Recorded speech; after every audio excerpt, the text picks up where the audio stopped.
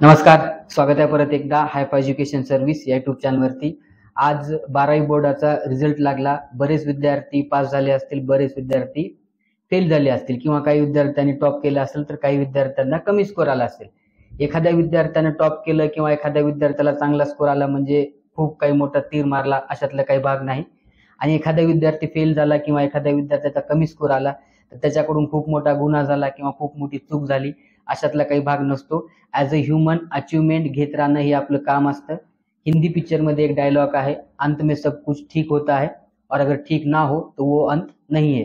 त्यामुळे 10वी 12वी हे फक्त सुरुवात आहे, जास्त काही तुम्ही टेन्शन घेऊ नका। आजच्या व्हिडिओमध्ये आपण मेडिकल इंजिनिअरिंग आणि वेटनरी या तिन्ही कोर्सला 12वी बोर्डामध्ये किती स्कोर पाहिजे तर तुम्हाला ऍडमिशन घेता येतं त्याबद्दलची इन्फॉर्मेशन आज आपण या व्हिडिओच्या माध्यमातून घेणार आहोत। जर आपण मेडिकलचा विचार केला तर मेडिकल मध्ये ग्रुप ए, ग्रुप बी आणि ग्रुप सी हे तीन टाइपचे ग्रुप असतात।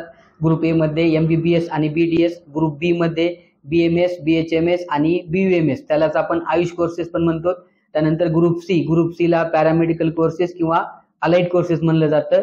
एमबीबीएस आणि बीडीएस त्याचबरोबर बीएमएस, बीएचएमएस आणि बीयूएमएस या सगळ्या कोर्सेससाठी सेम क्रायटेरिया असतो। जनरल आणि ईडब्ल्यूएस कॅटेगरीच्या विद्यार्थ्यांसाठी 12वी बोर्डामध्ये पीसीबी फिजिक्स, केमिस्ट्री आणि बायोलॉजी मध्ये 50% असेल तरच तुम्हाला या कोर्सेसला ऍडमिशन घेता येतं।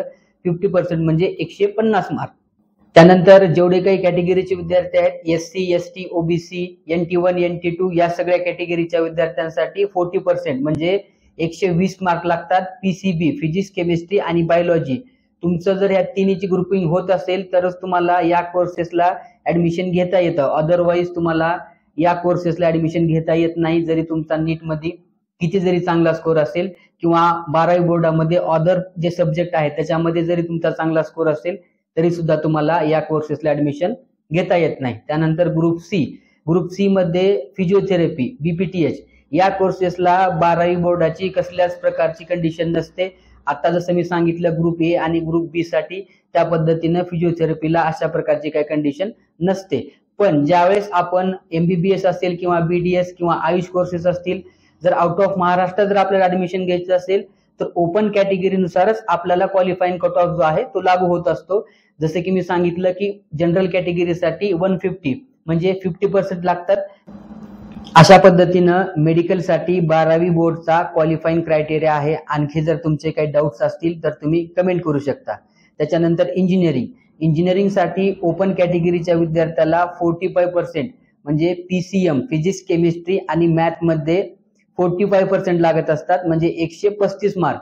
एवढे मार्क जर असतील तर ओपन कॅटेगरीच्या विद्यार्थ्याला इंजिनिअरिंग साठी ऍडमिशन घेता येतं। त्यानंतर जेवढे काही कॅटेगरीचे विद्यार्थी आहेत, एससी, एसटी, ओबीसी, त्यांना 40% म्हणजे 120 मार्क जर असतील तर त्यांना इंजिनिअरिंग साठी ऍडमिशन घेता येत असतं, पीसीएम फिजिक्स, केमिस्ट्री आणि मॅथ मध्ये। त्यानंतर वेटनरी म्हणजेच BVSc, bachelor of veterinary science या कोर्सला ऍडमिशन घेण्यासाठी ओपन कॅटेगरीच्या विद्यार्थ्याला 50% लागत असतात पीसीबी मध्ये। त्यानंतर जेवढे काही रिझर्व्ह कॅटेगरीचे विद्यार्थी आहेत, एससी, एसटी, ओबीसी, त्या सगळ्या कॅटेगरीच्या विद्यार्थ्यांना 47.50 पीसीबी फिजिक्स, केमिस्ट्री आणि बायोलॉजी एवढा स्कोर असेल तरच तुम्हाला बीबीएससी ला ऍडमिशन घेता येतं। या सगळ्या कोर्सेस बद्दल जर आणखी काही तुमचा क्वालिफाईंग क्रायटेरिया बद्दल जर काही डाऊट्स असेल तर तुम्ही मला कमेंट करू शकता। चॅनलवर नवीन असाल तर चॅनलला सबस्क्राईब करा आणि बेल आयकॉनला प्रेस करा, म्हणजे असेच महत्त्वपूर्ण अपडेट तुमच्यापर्यंत पोहोचत राहतील। भेटूया नेक्स्ट व्हिडिओमध्ये, तोपर्यंत धन्यवाद।